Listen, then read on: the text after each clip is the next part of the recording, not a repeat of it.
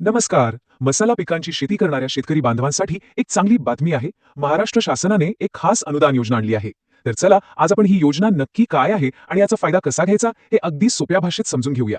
मसाला पिकांच्या लागवडीसाठी जो खर्च येतो तो कमी व्हावा असं वाटतंय, तर मग ही सरकारी योजना थेट आर्थिक मदत देऊ शकते. आणि ही मदत कशी मिळवायची हेच आपण आज सविस्तर पाहणार आहोत. बरं, कोणत्याही योजनेचा फायदा घेण्याआधी ती योजना सरकारने का आणली आहे हे समजून घेणं खूप महत्त्वाचं असतं. चला तर मग पाहूया या योजनेमागचा सरकारचा नेमका हेतू काय आहे. सरकारचं ध्येय खूप मोठं आहे बरं का. फक्त पिकाला मदत करायची नाहीये, तर लागवडीपासून ते प्रक्रिया आणि निर्यातीपर्यंत प्रत्येक टप्प्यावर शेतकऱ्याला मजबूत बनवायचं आहे. आणि हो, यामुळे ग्रामीण भागात रोजगाराच्या संधीही वाढतील. आता वळूया सगळ्यात महत्त्वाच्या प्रश्नाकडे. या योजनेचा लाभ घेण्यासाठी कोण पात्र ठरू शकतं, याचे नियम काय आहेत. पात्रतेचे 3 मुख्य नियम आहेत, ते नीट लक्षात घ्या. पहिला, शेतकऱ्याच्या नावावर कमीत कमी 20 गुंठे जमीन असायला हवी. दुसरा, जास्तीत जास्त 2 हेक्टर क्षेत्रासाठीच अनुदान मिळेल. आणि तिसरा, जे शेतकरी पहिल्यांदाच मसाला पिकांची लागवड करतायत त्यांना सरकार प्राधान्य देणार आहे. पण समजा एखाद्या शेतकऱ्याने याआधी या योजनेचा लाभ घेतला असेल तर काय. त्यांच्यासाठी नियम थोडे वेगळे आहेत. गेल्या 5 वर्षांत जर लाभ घेतला असेल तर काय होऊ शकतं हे आता आपण स्पष्टपणे समजून घेऊया. नियम अगदी सरळ आणि सोपा आहे. जर गेल्या 5 वर्षांत पूर्ण 2 हेक्टरसाठी अनुदान उचललं असेल तर पुन्हा अर्ज करता येणार नाही. पण जर समजा फक्त 1 हेक्टर सारख्या कमी क्षेत्रासाठी अनुदान घेतलं असेल तर उरलेल्या जागेसाठी पुन्हा अर्ज करण्याची संधी नक्कीच आहे. चला आता येऊया पैशाच्या गोष्टीवर. म्हणजे नक्की किती अनुदान मिळू शकतं. बघूया अनुदानाच्या रकमेबद्दलची सविस्तर माहिती.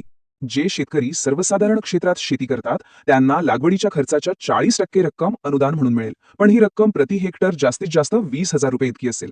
आणि जे शेतकरी आदिवासी आणि दुर्गम भागात म्हणजेच अनुसूचित क्षेत्रात येतात त्यांच्यासाठी तर सरकार आणखी जास्त मदत देत आहे. त्यांना लागवड खर्चाच्या तब्बल 50% म्हणजे प्रति हेक्टर 25,000 रुपयांपर्यंत अनुदान मिळू शकतं. इथे बघा, वेगवेगळ्या पिकांसाठी अनुदानाची रक्कम वेगवेगळी आहे. हळद आणि आल्यासारख्या कंदवर्गीय पिकांसाठी सर्वात जास्त म्हणजे खर्चाच्या 50% अनुदान आहे. इतकंच नाही तर चांगल्या प्रतीचं बियाणं खरेदी करण्यासाठी सुद्धा सरकार वेगळी मदत करतंय. योजनेचे फायदे तर कळाले, पण त्यासाठी अर्ज कसा करायचा. सरकारी काम म्हटलं की अनेकांना थोडं किचकट वाटतं. पण काळजी करू नका, ही प्रक्रिया आपण अगदी सोप्या पद्धतीने समजावून घेणार आहोत. आता सगळ्यात महत्त्वाचं, अर्ज कसा करायचा. तर घाबरून जाण्याचं काहीच कारण नाहीये. सगळी प्रक्रिया ऑनलाईन आहे आणि फक्त 3 सोप्या स्टेप्स आहेत. पहिली स्टेप, महाडीबीटीच्या सरकारी वेबसाईटवर जायचं. दुसरी स्टेप, तिथे मसाला पीक अनुदान योजना शोधायची आणि अर्ज व्यवस्थित भरायचा. आणि मग शेवटची तिसरी स्टेप म्हणजे जी काही कागदपत्र लागतील ती जोडून अर्ज ऑनलाईन सबमिट करून टाकायचा. बस इतकं सोपं आहे. ही आहे ती अधिकृत सरकारी वेबसाईट जिथे अर्ज भरायचा आहे. वाटल्यास याचा एक स्क्रीनशॉट काढून ठेवा म्हणजे पत्ता लक्षात राहील. एक गोष्ट मात्र अगदी पक्की लक्षात ठेवली पाहिजे, ती म्हणजे प्रथम येणाऱ्यास प्रथम प्राधान्य. याचा सरळ सरळ अर्थ आहे, जो आधी अर्ज करेल त्याचा नंबर आधी लागणार. त्यामुळे उशीर करून चालणार नाही. विचार करत बसण्यापेक्षा लवकरात लवकर अर्ज करणं हेच फायद्याचे ठरणार आहे. चला, अर्ज करण्यापूर्वी जे सर्वात महत्त्वाचे मुद्दे आहेत ते एकदा पुन्हा आठवूया. म्हणजे अर्जामध्ये कोणतीही चूक होणार नाही. यशस्वी अर्जासाठी या 4 गोष्टी कधीच विसरू नका. 1. योजना पहिल्या येणाऱ्याला प्राधान्य या तत्वावर आहे. 2. अनुदान जास्तीत जास्त फक्त 2 हेक्टरसाठीच मिळेल. 3. अर्ज फक्त आणि फक्त ऑनलाईन महाडीबीटी पोर्टलवर करायचा आहे. आणि 4. जे नवीन लागवड करत आहेत त्यांना प्राधान्य आहे. हे सगळं लक्षात ठेवूनच अर्ज भरा.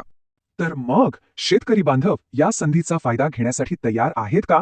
या माहितीचा वापर करा, वेळेवर अर्ज करा आणि मसाला पिकांच्या शेतीला एका नव्या उंचीवर घेऊन जा. खूप खूप शुभेच्छा.